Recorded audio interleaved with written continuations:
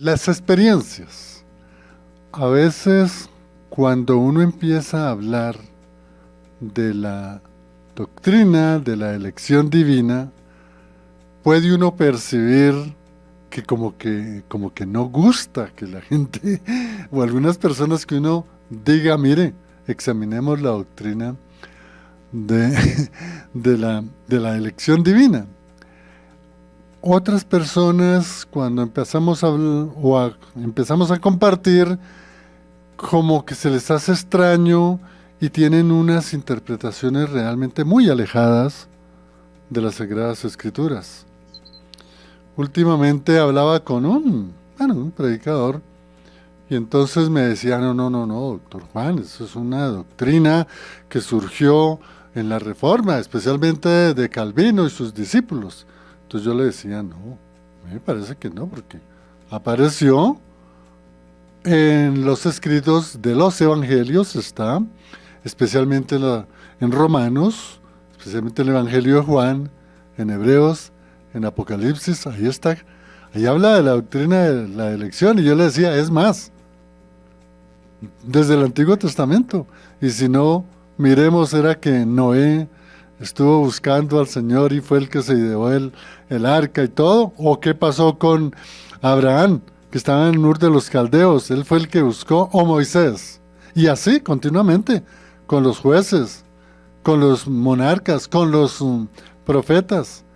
Entonces, realmente esta no es una doctrina que es un invento de los reformadores. Pero este es el tema que el pastor Guillermo nos va a compartir, nos va a enseñar, y vamos a hacerle la primera pregunta para que él nos indique realmente en qué consiste, digamos, esa elección divina de acuerdo a las Sagradas Escrituras, pastor. Muy bien, mi hermano, como usted lo acaba de introducir en su preámbulo, es bien importante el tener un concepto claro de esta verdad que se revela en las Sagradas Escrituras de una manera muy clara y también muy amplia, es decir, la vemos desde el inicio del Antiguo Testamento hasta el Apocalipsis, ya cuando se cierra el Apocalipsis. La elección divina quizás llega a considerarse como una doctrina arbitraria o una especie de paradoja donde el hombre cae en un destino horrible en virtud a que si es elegido podrá entonces esperar algo especial, y si no es elegido pues estará esperando algún tipo de mal para la eternidad. Pero la verdad es que la doctrina bíblica de la elección es una doctrina que debe ser para el creyente la más cálida enseñanza, la que muestra más el amor de Dios, la gracia de Dios, porque Él salva gratuitamente a un pecador que no lo merece. El pecador merece estar condenado en el infierno por su pecado, por ese insulto que todo hombre pecador comete contra la gloria y la soberanía de Dios a través de sus diferentes actos que no corresponden perfectamente a la justicia y santidad de Dios.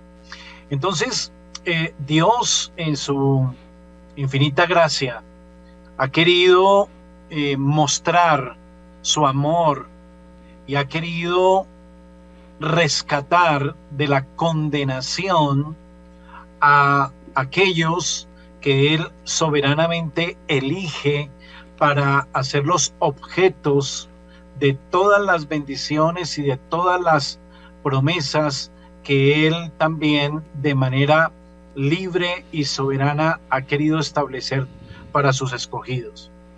Entonces, queridos oyentes, la elección de Dios significa que Dios es soberano, que Dios tiene la potestad de elegir a quienes va a ser objetos de de su bendición, objetos de su gracia salvadora. Y para esto creo que es muy importante, doctor Juan, que si usted me lo permite, hablemos un poquito de cómo nos presenta la Biblia la condición del hombre y por lo cual la doctrina de la elección es una muy buena noticia para el pecador. No sé si hablamos un poquito de eso, porque creo que cuando hablamos de la elección sin tener un poquito de trasfondo de cuál es la condición del hombre delante de Dios, pareciera, como dije al principio, una doctrina digamos, caprichosa de parte de Dios, y que no puede ser que Dios haga una elección o una selección de los hombres, porque en nuestro razonamiento no nos cabe esa posibilidad cuando no entendemos cuál es realmente la condición del hombre frente a Dios. Excelente, Pastor Guillermo. Qué bueno poder entonces escucharlo sobre esa parte importante para poder entender bien realmente lo que es la elección de Dios o la elección divina. Pastor, lo escuchamos. Gracias. Pues, queridos oyentes, debemos recordar que cuando Dios creó al hombre, a Adán y Eva, y los puso en el Edén, los puso allí para que lo cuidaran, para que lo labrasen, para que extendieran toda la gloria del Edén a lo ancho y largo de la tierra, para que toda la tierra sea llena de la gloria de Dios. Por eso el hombre fue creado a imagen y semejanza de Dios. Y Dios también quiso, por pura gracia, hacer un pacto con Adán. Y ese pacto con Adán consistió en que Dios le promete gloria y vida eterna, es decir, permanecer en ese estado de inocencia y también escalar a una gloria donde el hombre jamás pudiera caer de esa posición y condición. Y Dios hace un pacto con Adán y le dice que lo que él tiene que probar y cumplir es su perfecta obediencia, no tomando, no comiendo del fruto del bien y del mal. Ese es el pacto original que encontramos en el Génesis, y es el que se conoce más técnicamente como el pacto de obras. Ese pacto que Dios hace con Adán, queridos oyentes, debemos entender que a la luz de la Escritura es un pacto que se hace con una persona, pero Adán es un representante de toda la humanidad. Así que en ese pacto, Dios le está entregando a Adán y a toda la humanidad en cabeza de Adán la posibilidad, por pura gracia, de convertirse en un ser que posea un estado de justicia y santidad por la eternidad y more en perfecta comunión con Dios sobre la tierra. Eso lo hace Dios por pura gracia. Dios no tiene obligación de entrar a hacer pactos con su criatura, pero Él muestra su gracia, su amor con Adán, proponiéndole ese pacto. Pero sabemos por Génesis capítulo 3 que Adán y Eva desobedecen. Así que el pacto se rompe. Y el pacto, así como tenía unas promesas, también tenía unos castigos, unas penas. El Señor claramente le dijo: el día que de ese árbol comiereis, ciertamente moriréis. Entonces, cuando Adán y Eva pecan, no solamente peca Adán, sino que peca toda la humanidad con él, porque Adán estaba representando a toda la humanidad. En ese sentido, el pacto de obras se rompe, el hombre queda destituido de poder escalar a ese estado de gloria que Dios le prometía mediante ese pacto, y por eso Romanos dice que todos estamos destituidos de la gloria de Dios. Y Romanos capítulo 5 nos dice que en Adán es que entró el pecado al mundo. Entonces, ya roto ese pacto, queridos oyentes, el hombre no tiene ninguna posibilidad de agradar a Dios, no tiene ninguna posibilidad de rehacer su condición delante de Dios y aspirar a una vida eterna y a una glorificación. Entonces, a partir de Adán, todos los hombres nacen justamente bajo la maldición, bajo la condenación. Por eso es que el salmista, recuerden ese famoso texto cuando el salmista David dice: en pecado me concibió mi madre. Es decir, que desde el mismo momento de la concepción, todos los hombres estamos contaminados por el pecado de Adán y heredamos la culpa de Adán y también el castigo de Adán. Por eso todos vamos a una tumba, todos vamos a un féretro, a un cementerio, porque la paga del pecado es muerte. Entonces, a partir de ahí debemos entender, queridos oyentes, esta doctrina de la elección. Dios lo único que debe hacer con toda la humanidad después de que Adán cae es condenar a la humanidad por desobediente y porque todos en Adán nacemos pecadores. Entonces, Dios en su gracia promete un plan de salvación y lo promete mediante la descendencia de la mujer, que es Eva.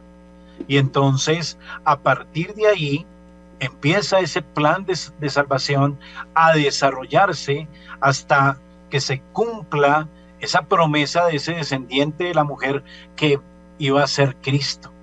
Y a través de Cristo, entonces, Cristo paga ese precio que debemos pagar todos los pecadores por el pecado de Adán y por el nuestro propio, y quedar a paz y salvo con Dios para poder aspirar a una glorificación.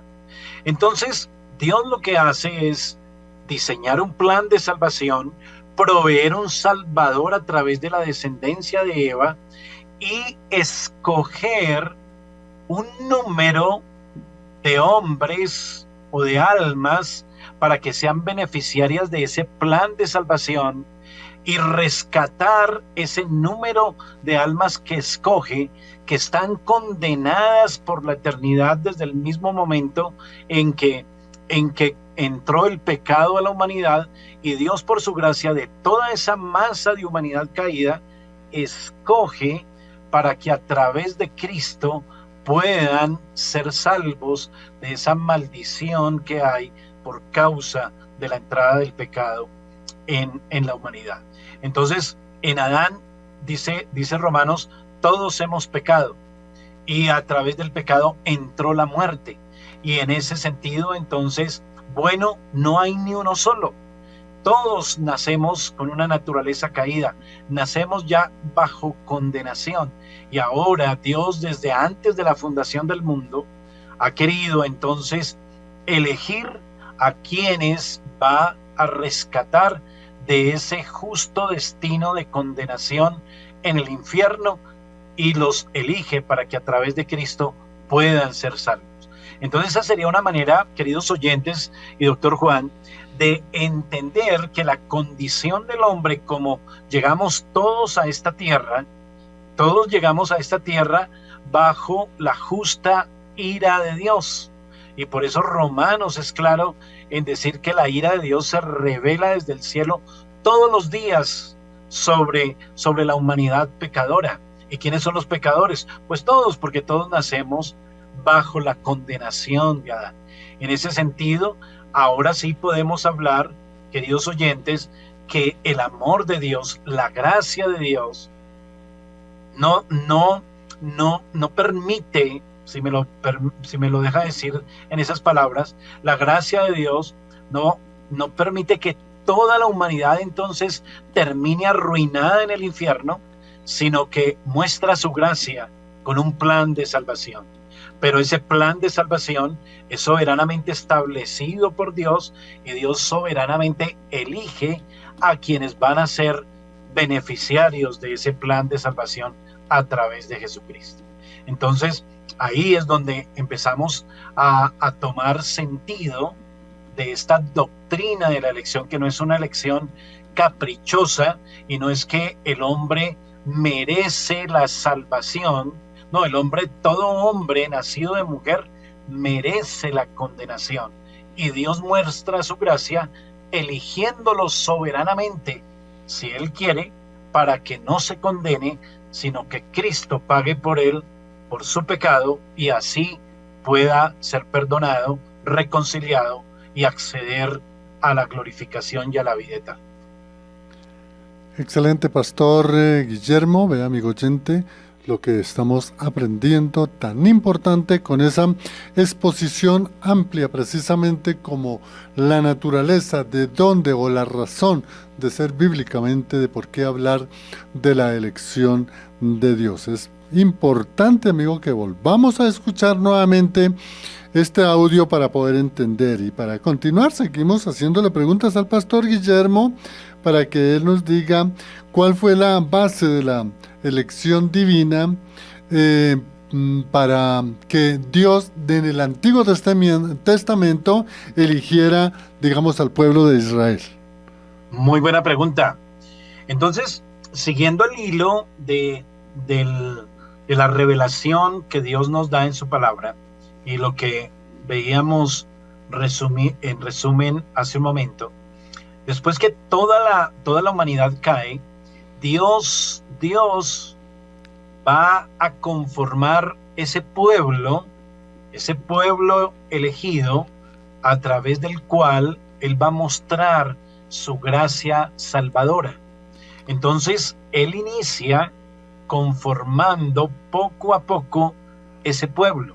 Entonces, vemos en la Escritura que Él llama a Abraham y que hay una promesa para Abraham de que en él serán benditas todas las naciones de la tierra, que él heredará la tierra, etcétera, etcétera.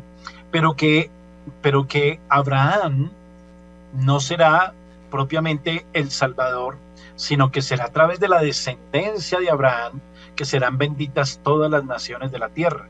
Entonces va a ser a través de un pueblo, de esa descendencia de Abraham, que va a venir el Señor Jesucristo, el Salvador, para que todos los elegidos por Dios para salvación en Cristo puedan entonces ser perdonados y salvados a través del sacrificio de Jesús. Entonces, Abraham tiene que tener una descendencia, y sabemos que Sara era estéril, pero Dios quiso que el nacimiento de Isaac fuera un nacimiento sobrenatural, porque todo el pueblo escogido de Dios va a ser precisamente un pueblo que Él elige, un pueblo que él mismo consolida para Él. Y ya cuando Abraham y Sara humanamente no podían procrear, Dios les da el milagro de que Sara queda embarazada, cuando dice el Nuevo Testamento que el cuerpo de Abraham estaba prácticamente muerto y Sara ya le habían pasado los días de poder dar a luz.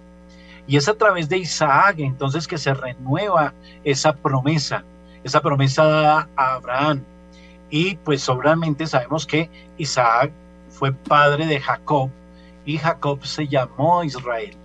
Entonces, ¿cuál fue la base de la elección del pueblo de Israel?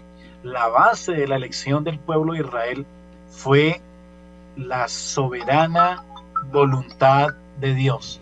La soberana voluntad de Dios. ¿Y cómo sabemos que fue así?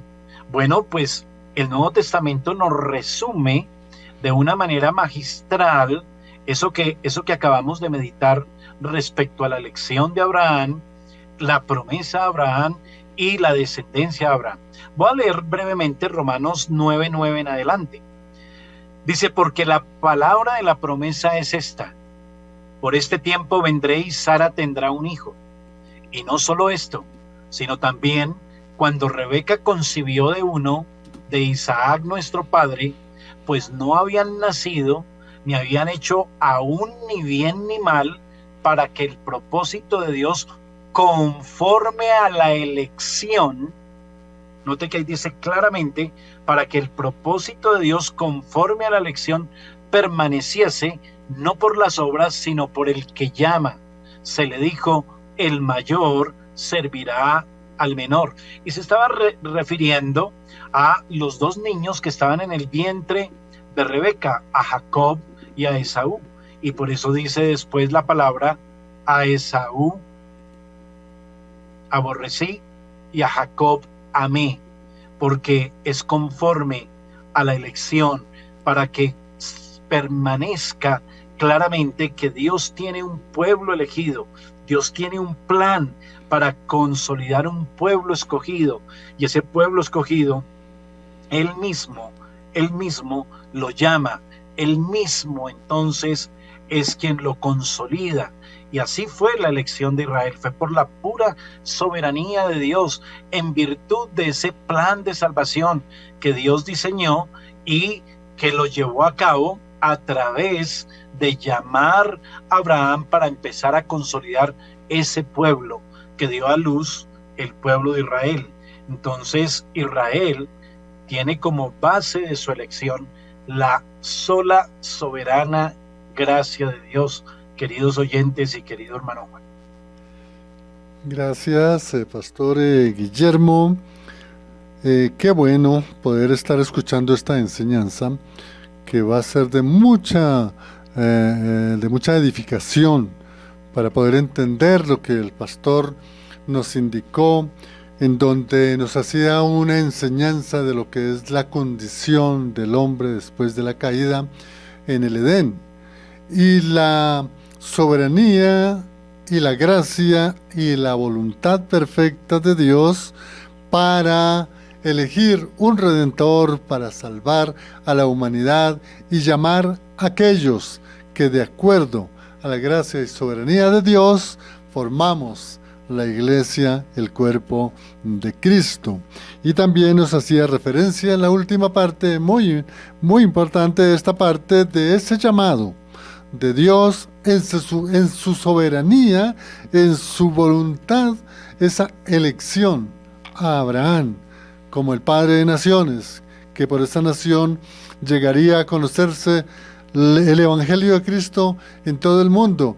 Y bien interesante esto, amigo oyente, esa narración y esa enseñanza recordándonos lo que ocurrió con Isaac y Jacob, que aún estando en el vientre de la madre, pues en su soberanía, en su voluntad, en su amor y gracia, eligió a Jacob. Esa es la soberanía, la voluntad de Dios que Él elige, a que Él ve en su amor y gracia. Y Pastor Guillermo, precisamente tengo un audio que quiero resumirlo, y es de Jaime, y él dice que si luego todos los que vamos a la iglesia, estudiamos la palabra, cumplimos con estar allí en la membresía, que si luego eso no somos los escogidos. Y dice que él está entendiendo que entonces no todos los que van allá y estudian la palabra son escogidos. ¿Qué le podemos decir a Jaime, Pastor Guillermo? Porque esta es una pregunta, me parece muy importante, porque aquí es donde puede estar precisamente la falta de precisión sobre la enseñanza de lo que es la doctrina de la elección divina, Pastor. Jaime, como tú dices, querido doctor Juan, en efecto, hermano querido, la iglesia del Señor tiene una condición donde podemos hablar de lo que es la iglesia invisible y la iglesia visible. Cuando hablamos de la iglesia invisible, estamos hablando de esa iglesia que solamente Dios ve. Es decir, Dios es el que sabe quiénes son sus escogidos, y Él es el que sabe de todos los que están reunidos en los diferentes lugares, en las diferentes comunidades, quiénes de ellos son sus escogidos y han recibido una obra de gracia, de regeneración en sus corazones, y por eso es que asisten a la iglesia, por eso es que son fieles miembros del cuerpo de Cristo, guardan la comunión, la devoción, el culto a Dios, etcétera, etcétera. Pero dentro de esas personas puede haber también creyentes nominales, es decir, creyentes que no han sido objetos de esa gracia electiva de Dios, no han nacido de nuevo, sus corazones no han sido transformados, su vida todavía no ha sido expuesta a la agencia del Espíritu Santo para ser regenerados, y estas personas se comportan en muchos sentidos de una manera muy, muy parecida a los verdaderos creyentes, es decir, también son religiosos en su manera de asistir a la iglesia, en su manera de congregarse, en su manera de escuchar, de leer, de estudiar las escrituras, etcétera, etcétera. Pero nosotros no debemos pensar en eso, ni estamos llamados a estar mirando y haciendo un discernimiento, llamemos especial y místico acerca de quién tendrá la obra de gracia y quién no. La palabra del Señor dice que por sus frutos los conoceréis. Así que confiamos en que esas personas que están dando un fruto de vida nueva conforme a las Sagradas Escrituras son verdaderos creyentes y hacen parte entonces de esos elegidos que fueron llamados a la fe y al arrepentimiento en Cristo y abrazaron al Señor Jesús y confiaron sus almas a la gracia de Dios por medio de Jesucristo. Así que somos llamados a la fe, al arrepentimiento, mas no somos llamados en otro sentido a estar mirando, clasificando quiénes sí son o quiénes no son los elegidos. Por los frutos los conoceréis, y los elegidos siempre serán aquellos que han recibido esa obra de gracia y dan fruto de esa nueva vida y de esa regeneración en sus corazones. Gracias, Pastor Guillermo, por la respuesta, y desde luego a nuestro hermano Jaime por hacerla, porque de esa manera vamos aclarando esta importante doctrina que nos está compartiendo, enseñando el Pastor Guillermo. Y continuamos en las preguntas que hemos preparado precisamente para ir aclarando, ir captando el mensaje de lo que es la elección divina. Bueno, Pastor, podríamos ya... nos ha hecho mucha referencia en lo que es la elección, tanto en el Antiguo Testamento, pero qué bueno que pudiéramos precisar más dentro de lo que es la elección divina, digamos dentro del Nuevo Testamento, aunque es los principios iguales, pero no sé si puede haber algunas precisiones específicas de cómo es la elección dentro de todo lo que es ahora la doctrina de la elección divina, Pastor. Bueno, cuando hablamos de la doctrina de la elección divina, queridos oyentes, debemos hacer una precisión en cuanto a cómo definir la doctrina de la elección divina. Y quisiera compartirles entonces una definición, y es la siguiente. Dios es soberano y Él es totalmente autoexistente y autosuficiente. Él es la causa de todo lo que existe. Nadie le dio el ser a Dios. Él es autoexistente. De tal manera que eso tiene unas implicaciones bastante importantes para nosotros los creyentes. Quiere decir que Dios es totalmente independiente.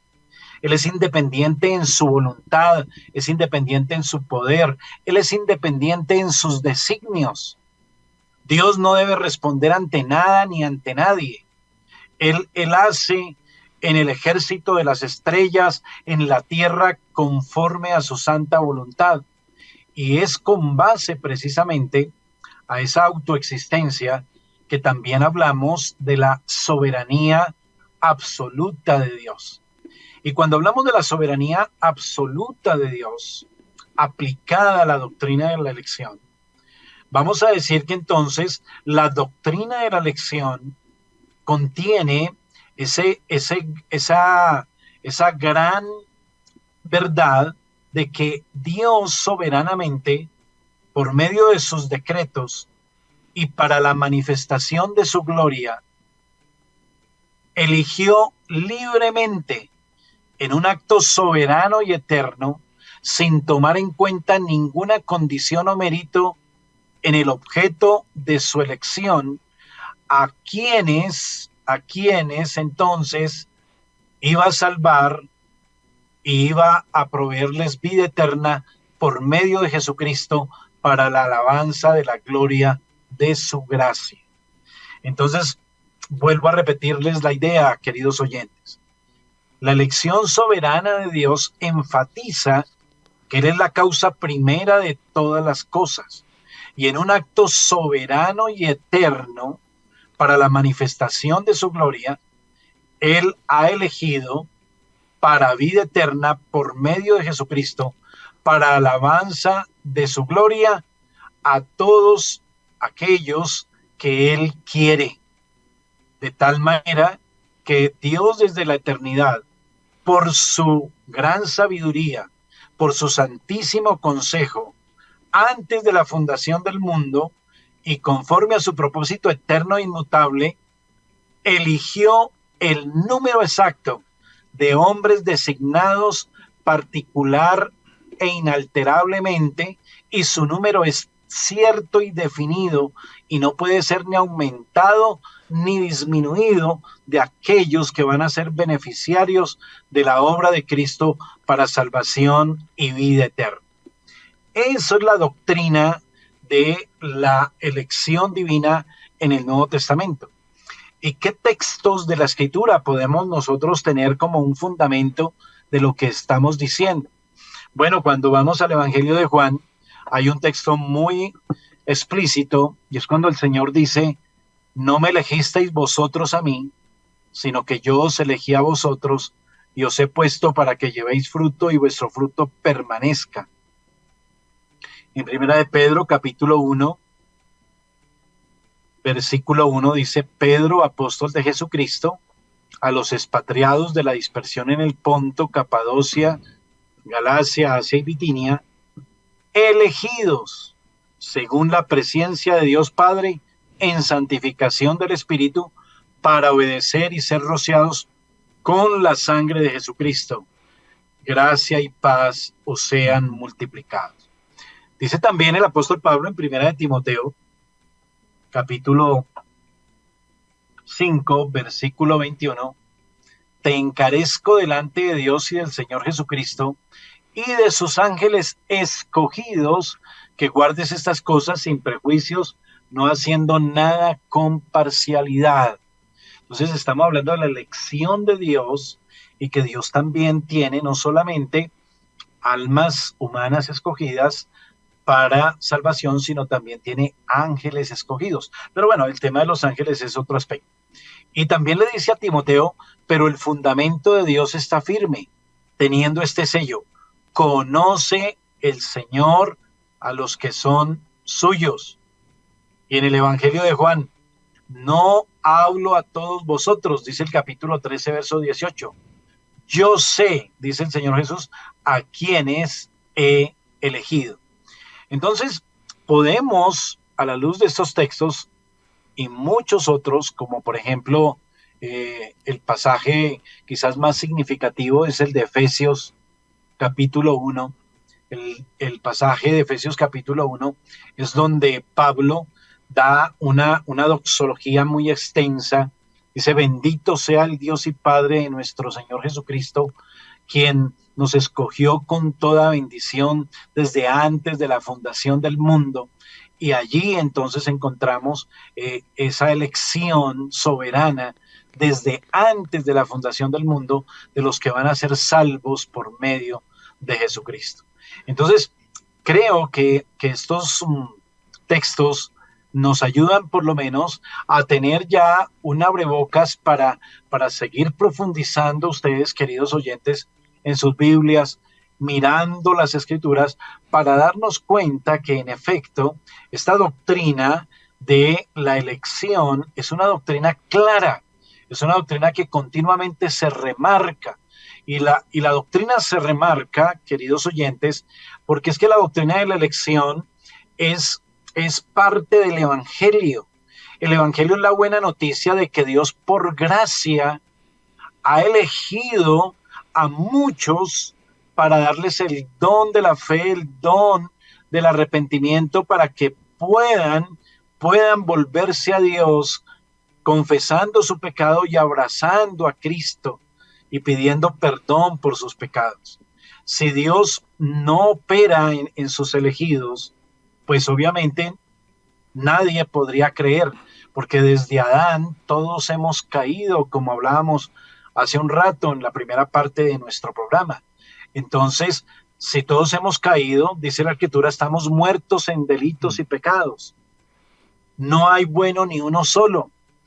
Todos se apartaron, todos están totalmente destituidos de la gloria de Dios. No hay manera de esperanza si Dios no hubiera elegido desde antes de la fundación del mundo a un pueblo incontable de toda lengua, tribu, nación, a los cuales iba entonces a llamar y mediante su espíritu iba a regenerar y les iba a dar el don de la fe y el don del arrepentimiento, y naciendo de nuevo iban a creer en Cristo y iban a ser salvos para la gloria de su gracia.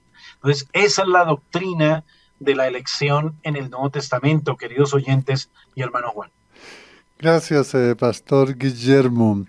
Hay una hermana, Rubiela Nope Hernández, hace una pregunta, bueno, considero que, digamos, está al margen del tema de la elección divina, pero pastor, me parece que es interesante poderle aclarar esta inquietud que tiene ella.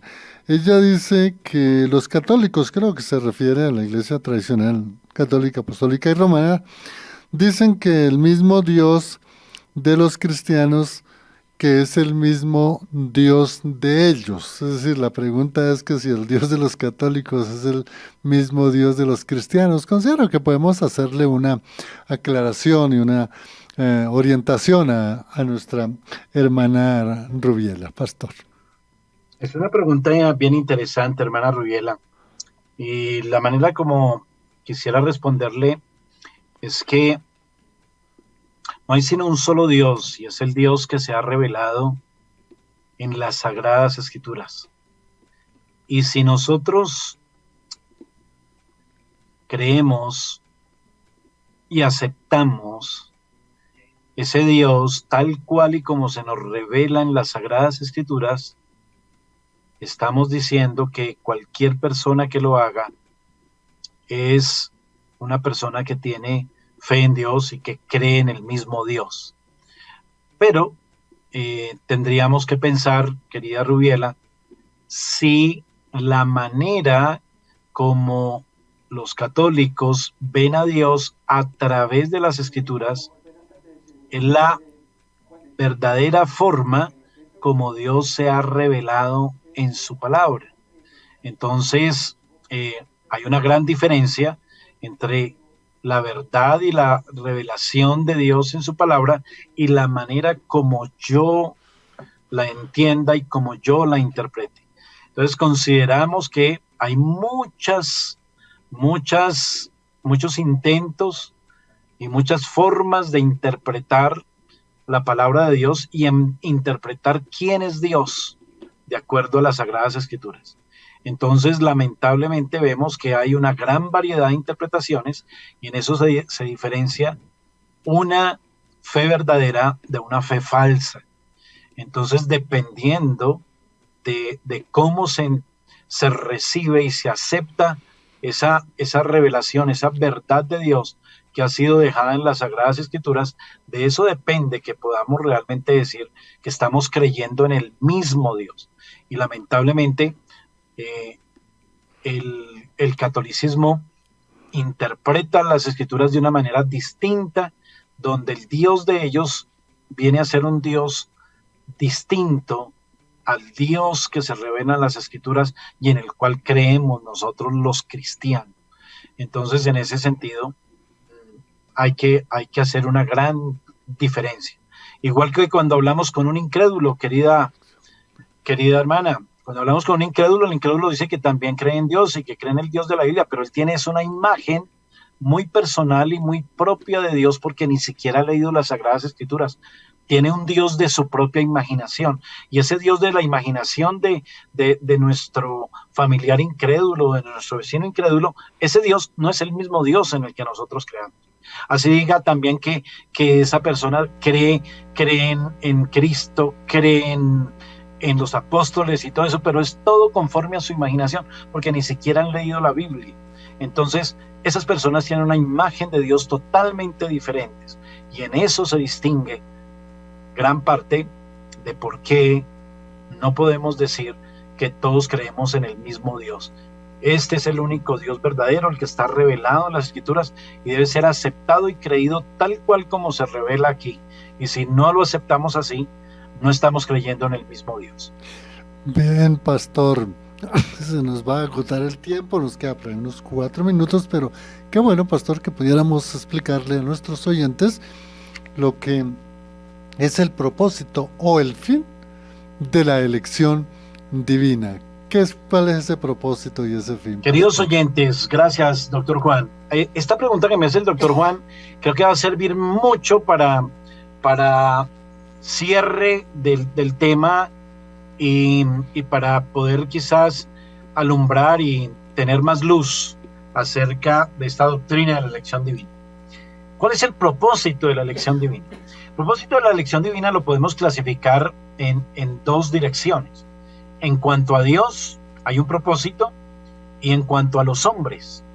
En cuanto a Dios, el propósito de la elección divina es que Dios muestra la gloria de su gracia. Es decir, Él se nos muestra como un Dios lleno de gracia que da al pecador que solo merece el infierno, le da la bendición de salvarse de ese infierno, porque ya dijimos, todos merecemos, desde que nacemos, justamente el castigo en el infierno. Entonces la doctrina de la elección muestra la gracia de Dios. Por eso dice Romanos 9, y para hacer notorias las riquezas de su gloria, las mostró para con los vasos de misericordia que Él preparó de antemano para gloria, a los cuales también ha llamado, esto es, a nosotros, no solo de los judíos, sino también de los gentiles. Entonces, para la gloria de la gracia de Dios que da salvación al que no lo merece, ese es el propósito de la doctrina de la elección. Y en cuanto al hombre, el propósito es múltiple, querido oyente. La elección divina tiene como propósito, primero, redimir al pecador del justo castigo por el pecado. Salvar a muchos que estaban condenados desde el vientre de su madre al infierno, haberlos elegido desde antes de la fundación del mundo para salvarlos del castigo. Segundo objetivo, santificarlos, para que esos elegidos son elegidos no para que hagan lo que quieran y vivan como quieran, sino dice claramente el libro de Efesios, para ser santos. Hemos sido elegidos para ser santos. ¿Para qué? Para conformarnos a la imagen de Cristo en la justicia y santidad de la verdad. ¿Y para qué? ¿Para qué nos salva del castigo? ¿Para qué nos santifica y nos conforma a la imagen de Cristo? Para conformar un pueblo que herede esa tierra nueva donde morará Dios en medio de ellos por toda la eternidad. Es con los escogidos desde antes de la fundación del mundo en Cristo que Dios morará por la eternidad con ellos. Él será su Dios y ellos serán su pueblo por los siglos de los siglos. Ese es el propósito de la elección. Si no, toda la humanidad se condenaría irremediablemente en el infierno. Gracias, Pastor Guillermo, por la exposición. Muy importante, amigo, volver a escuchar el audio. Y mire, Pastor, que hay aquí una inquietud de un oyente, pero si bien le parece, podríamos organizar otro programa, porque él dice que al escuchar le está sintiendo que se está hablando así como del algo de la predestinación, algo de predeterminar algo. Pues es que qué bueno, Pastor, poderles también compartir a los oyentes de Fuego AM sobre ese tema de la predestinación. Hablamos, Pastor, de acuerdo a su agenda, pero me parece que es un tema bien importante también, Pastor. Claro que sí, mi hermano. Claro que sí, con mucho gusto. Bueno, Pastor, ¿qué redes sociales, su página, donde puedan los oyentes ingresar, escuchar su enseñanza y poder seguir precisamente toda esta doctrina, toda esta explicación que usted nos comparte, Pastor? Gracias, hermano. Sí, querido oyente, usted puede entrar a la página de nuestra iglesia que es Iglesia Bautista Gracia Soberana.org. Iglesia Bautista Gracia Soberana.org. Ahí está nuestra página de la iglesia y ahí encontrará algunos estudios, algunos sermones, y también podrá vincularse a través de la página o directamente por el canal de YouTube de Iglesia Bautista Gracia Soberana. Iglesia Bautista Gracia Soberana, también en el canal de YouTube, allí podrá encontrarnos. Estamos entonces a la orden a través de esos medios, puede entrar en contacto con nosotros y estaremos con gusto ayudándoles con cualquier inquietud que tengan acerca de estos temas. Gracias, Pastor Guillermo, por esta otra excelente enseñanza en Fuego AM. Dios lo bendiga, Pastor, y qué bueno que nos siga acompañando. Bendiciones, un abrazo.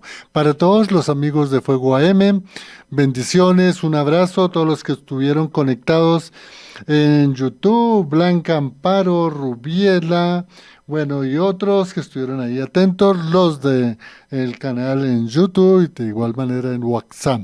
Bendiciones. En el Control Master nos acompañó Lorena, quien les habló en el Impulso, Juan de Jesús Sánchez Aponte. Hasta otra oportunidad, si así el Señor nos lo concede en el Impulso.